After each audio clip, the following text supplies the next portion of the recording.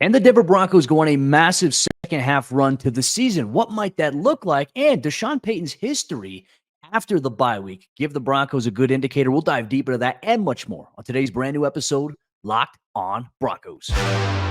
You are Locked on Broncos, your daily Denver Broncos podcast. Part of the Locked on Podcast Network. Your team every day.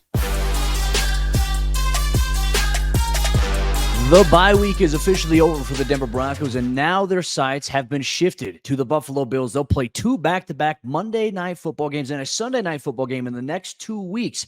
The Broncos are back in primetime action. Welcome to a brand new episode, Locked on Broncos, your daily Denver Broncos podcast, part of the Locked on Podcast Network, your team every day. Thank you so much to everybody in Broncos Country for tuning in, making us your first listen of the day every single day. And a special shout out to all the everydayers out there who watch us on YouTube or listen to us wherever they get their podcasts for free every single day, all year long. We appreciate you so much here. Today's episode is brought to you by FanDuel. Make every moment more. Right now, new customers get $150 in bonus bets with any winning $5 moneyline bet. That's $150 if your team wins.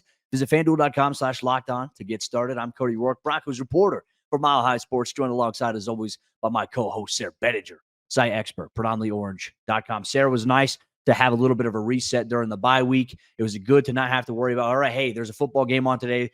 Let's go stress out about it a little bit. Much needed reset. The Broncos, Sean Payton, they also embraced a little bit of a reset this past week as well. And now we ask ourselves a question as the team prepares for a Monday night showdown next week against the Buffalo Bills. And they go on a massive second half run to the season here. And I tell you what, Sayre, based on what we've seen this year in the NFL, I think Denver absolutely could do it. They could, Cody. I mean, we've come to expect in the NFL this season predicting or expecting the unexpected, predicting the unpredictable, right? I mean, a great example would be Minnesota Vikings. You trade for Josh Dobbs. He doesn't even start the game, comes in, they score 30-plus points and get a big win to win their fourth straight after, man, just a month or so ago.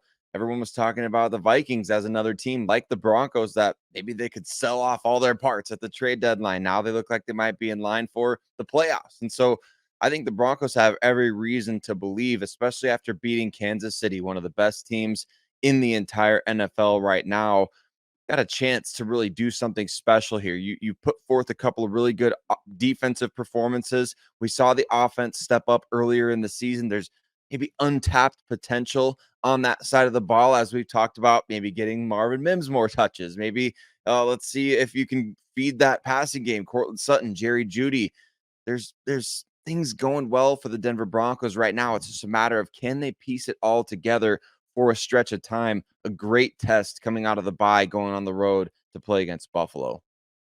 And I think it's always bigger too, right? Denver coming off that win against the Kansas City Chiefs to go into the bye, I think was huge. I mean, for them to win 2 games in a row against Green Bay and then, Kansas City, like that was big momentum for them. And now they have a chance to capitalize on it because, hey, look, over the weekend, I think looking back, Denver's win against the Chiefs, in my opinion, comes across even more impressive considering how Kansas City responded to the Miami Dolphins. Now, obviously, they were up 21-0 in that game. Miami kind of came back a little bit late there, but the Chiefs were really kind of in control of that game. And that defense for them was playing really well against Tua Tagovailoa. So I think it makes things a little bit more impressive, but I also think it's a great sign of progress to look at, okay, hey, here's where Denver was at in the first 4 to 5 weeks of the season. They're not the same team. And obviously, Sean Payton will give us some insight. We heard from him in a Monday conference call to talk about what he did during the bye week, his overall evaluation of the team. But I think it makes the Broncos win against Kansas City a little bit even more impressive here as we move forward. But now you mentioned the week with the Buffalo Bills coming up. I mean, Sayre, Buffalo is a team, and I'm excited for you to sit down with Joe Marino and talk about this game this week in a crossover Thursday episode. Buffalo is a team to me where I look at them and I'm like, man, this team, they can explode at any moment, right? They've got explosive playmakers on offense. They've got very talented players on defense, but they're such an up and down team right now as well. And, you never know what you're going to get with Josh Allen in terms of, he's going to have one big play where he throws it 70 yards downfield, and he's going to have another play where he's like throws a mind-boggling red zone interception, and you're wondering, like, what is up with this Bills team? To me, I think it's very interesting. Buffalo's coming off of a loss on Sunday Night Football to the Cincinnati Bengals, obviously on Sunday night there. And I think it's interesting to maybe see how the dynamic, what type of response might they get as well. Denver's well-rested, relatively healthy for the most part coming into this game, which I think is a big boost to them. But how does Buffalo respond in that regard there? I saw an interesting stat from our friend Nick Kosmider of The Athletic. He put out there that Buffalo is 7-3 in home games in the month of November since Josh Allen has been a quarterback. And Sean Payton touched on that as Monday conference call. Buffalo is a very, very tough place to go in and win, especially in the months of November and December. So I'm very, very curious to see what Broncos team will see and also what Buffalo Bills team will see on Monday night.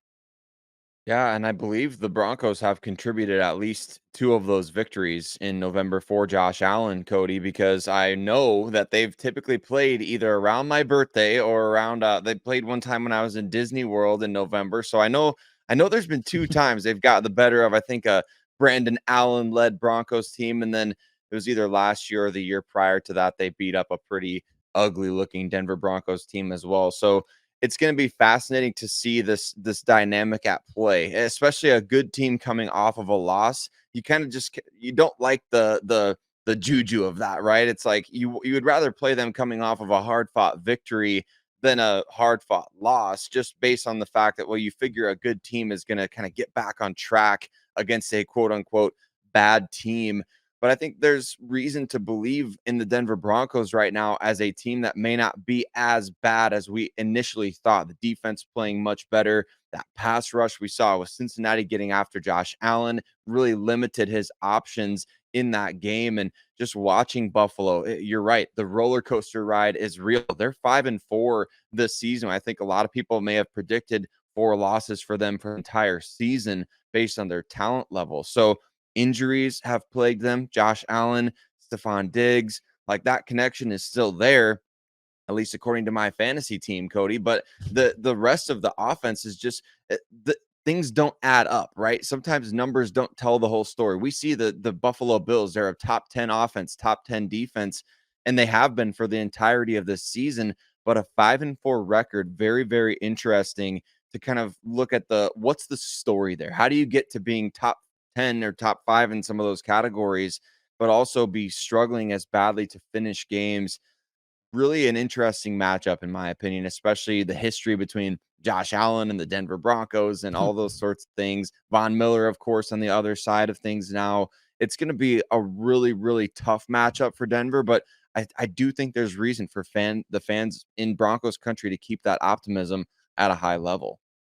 I think so as well. And I think it'll be a very interesting question for you to ask Joe Marino later on this week about what is the story with this Buffalo Bills team? What's gone into their 5-4 record? Why are they so Jekyll and Hyde in a sense? And could this be the perfect storm for the Broncos to kick off and initiate maybe a strong second half run to the season? That's the question we're going to throw out on today's episode of Locked On Broncos. And one thing we are going to dive deep into, Broncos country, every Monday we get to hear from Broncos head coach Sean Payton on a conference call. He shared his insights and his thoughts on wide receiver Jeudy and why he's important to what they want to do going forward. So we're going to dive deep into that on today's episode, Locked On Broncos. Broncos country, today's episode of Locked On Broncos is brought to you by our friends over there at PrizePicks, and PrizePicks is daily fantasy sports done right. PrizePicks is the largest daily fantasy sports platform in North America. They're also the easiest and the most exciting way to play DFS. It's just you against the numbers, and PrizePicks is the most fun that I've had, winning up to 25 times my money this football season. You just select 2 or more players. You pick more or less on their projected stats,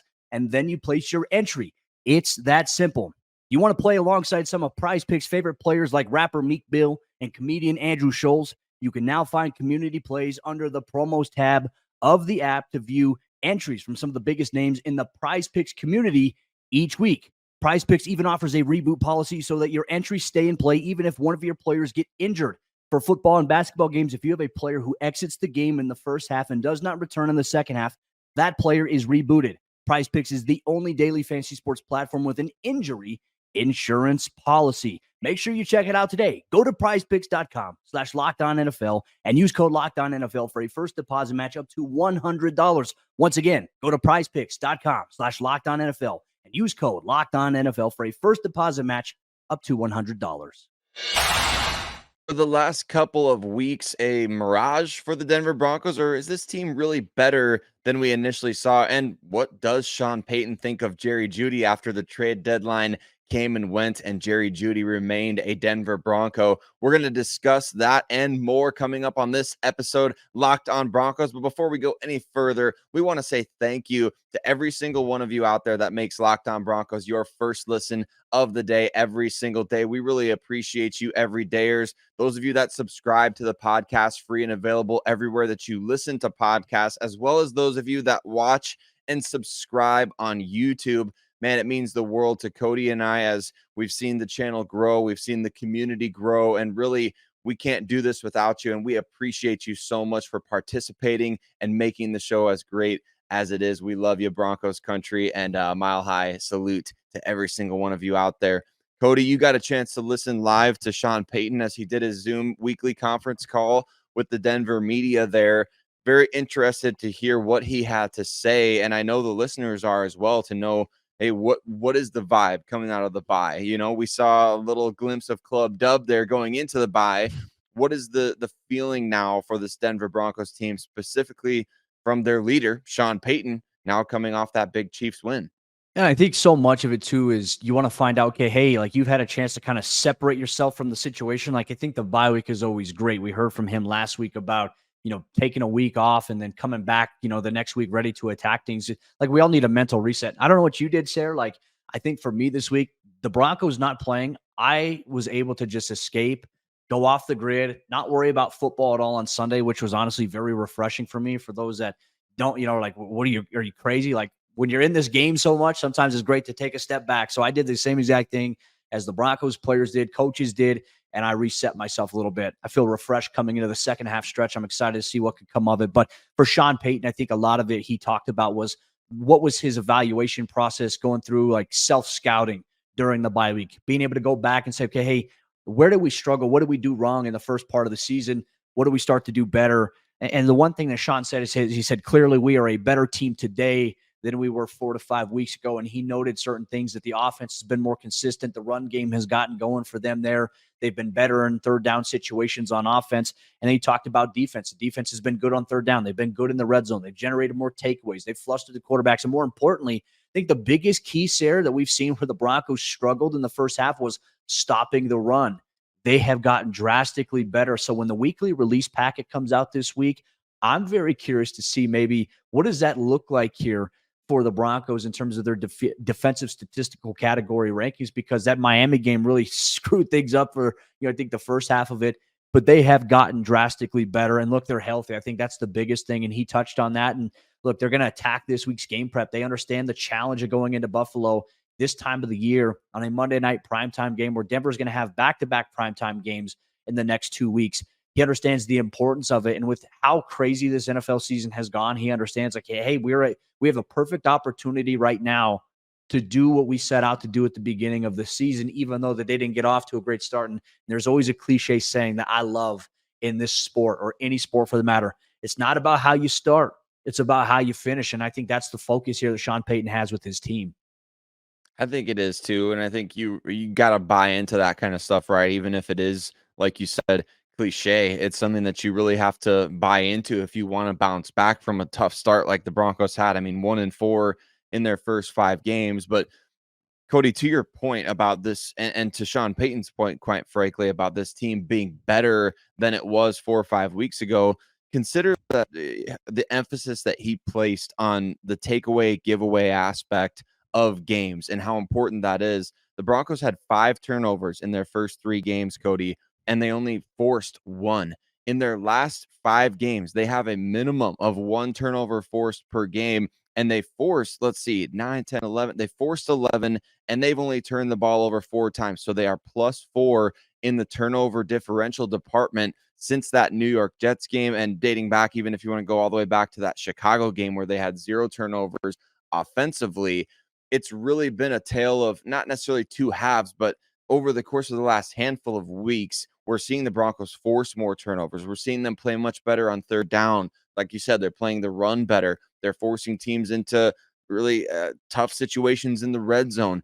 It's a much improved overall operation from that standpoint. I think we've also seen, too, improvement in consistency in the running game offensively, which definitely gives you confidence that the offense can, at least in theory, be more balanced going forward. I watched Tim Jenkins' breakdown of Russell Wilson's game against Kansas City. You know, a lot of people were saying like, man, Russ kind of just did the bare minimum against Kansas City. But then you have people like Tim Jenkins who are saying, no, he played at a really high level in this game.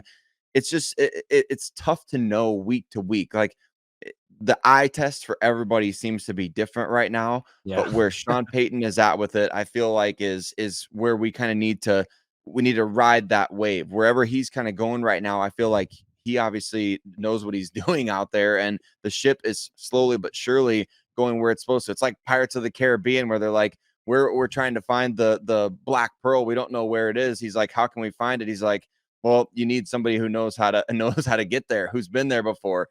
Right. And everybody else is confused, but the captain's not. So trusting in Sean Payton and his assessment at this point, I think, is of paramount importance for Broncos country. That's a great analogy. You always come up with these great analogies that tie in something I think people can relate to.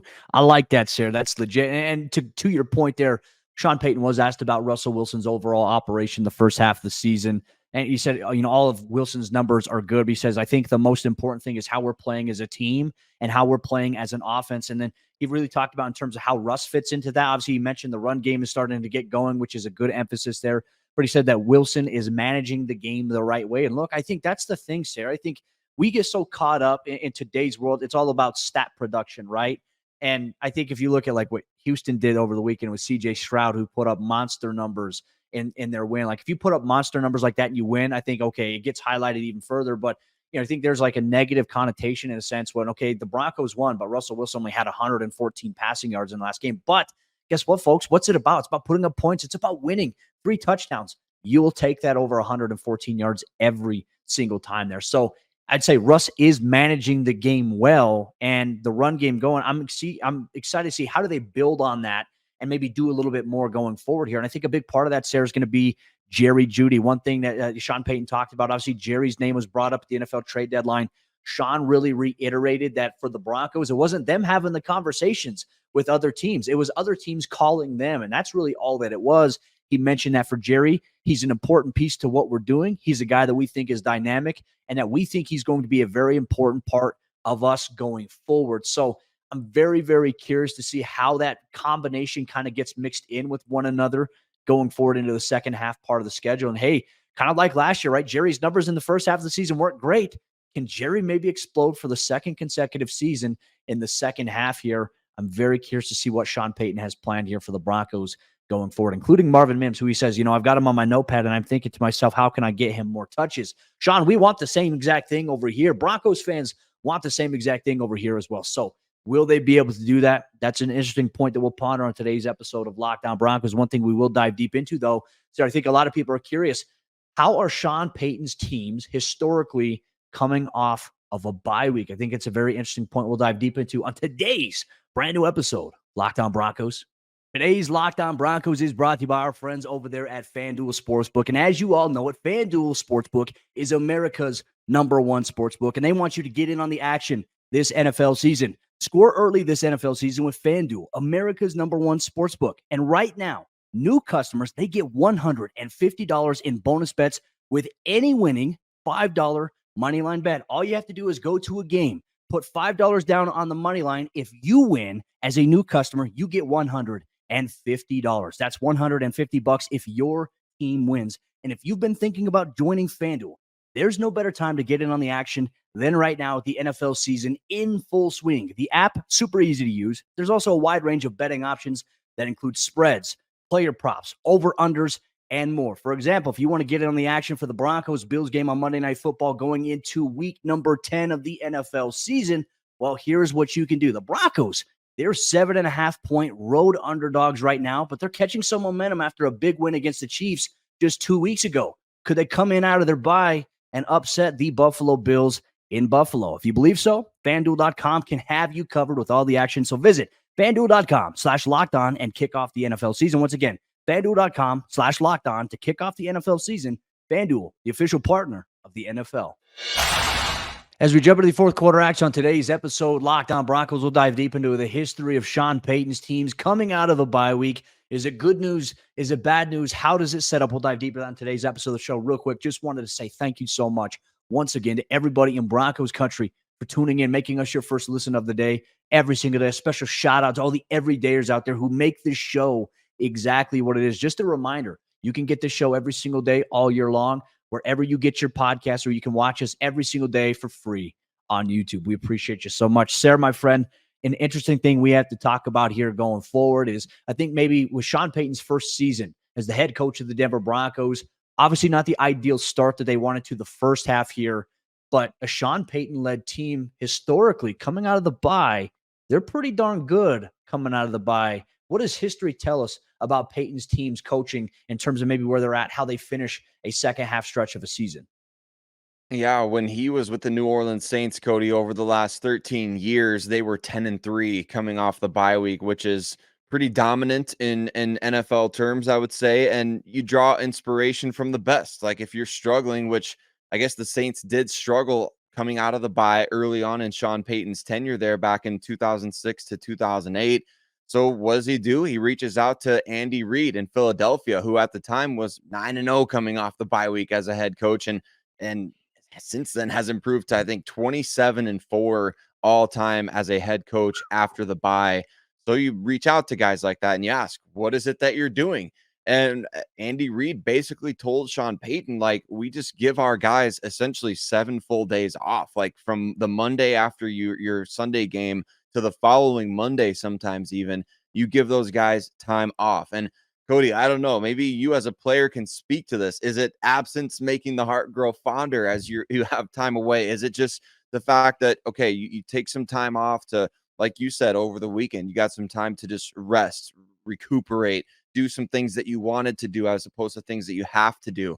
Does that just completely reset your focus as a player coming back? And then you all of a sudden are like, oh, yeah, we did get that win against the Chiefs. Like, we can go beat this Buffalo Bills team. Like, what is the mindset coming out of that from a player's perspective?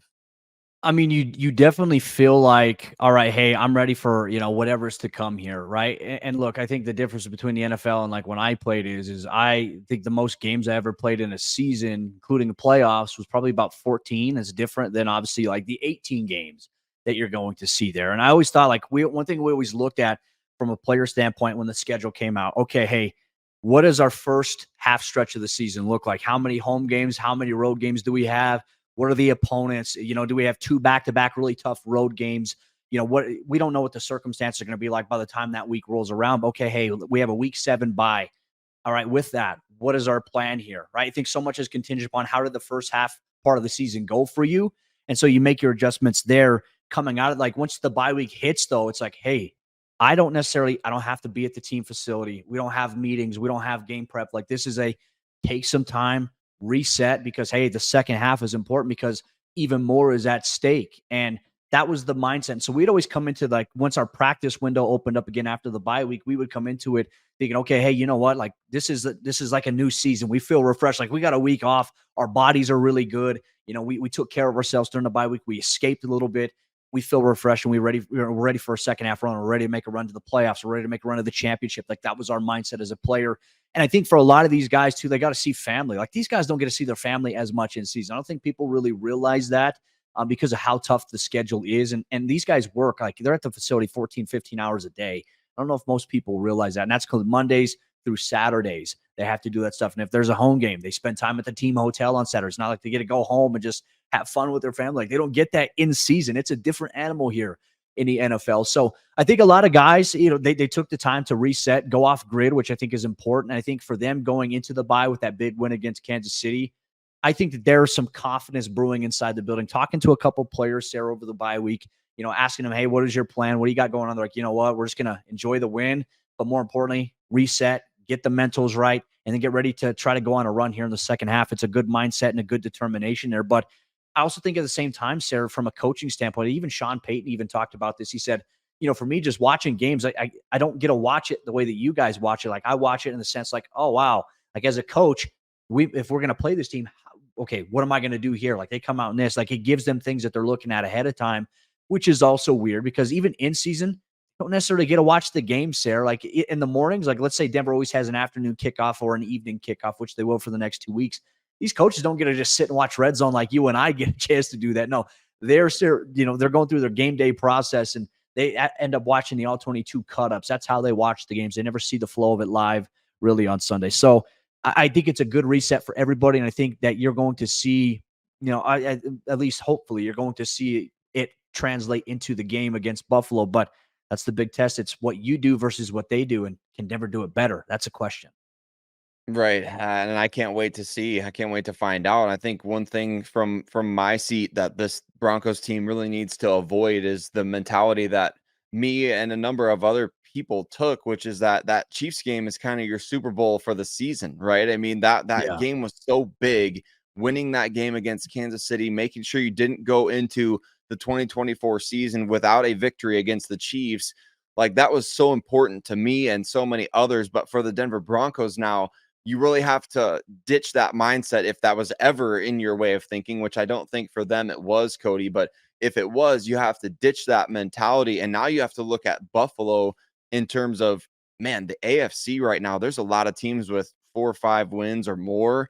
And if we actually do want to make some noise towards the playoffs, like, we cannot lose another AFC game, or at least right at this point, So getting a victory against Buffalo is crucial, especially when it comes to the mud that the Broncos kind of find themselves in. If we want to talk playoffs right now, I mean, maybe after Monday night is maybe going to be a more appropriate time to talk playoffs, but you got to really ditch that mentality. If there ever was one, that Chiefs game was your Super Bowl. Like, you can't be so relieved to have won that game that now you're not bringing that same intensity. Because I listened to Travis Kelce's podcast during the bye week, Cody, and I listened to the 10-minute segment that he talked about the Broncos game.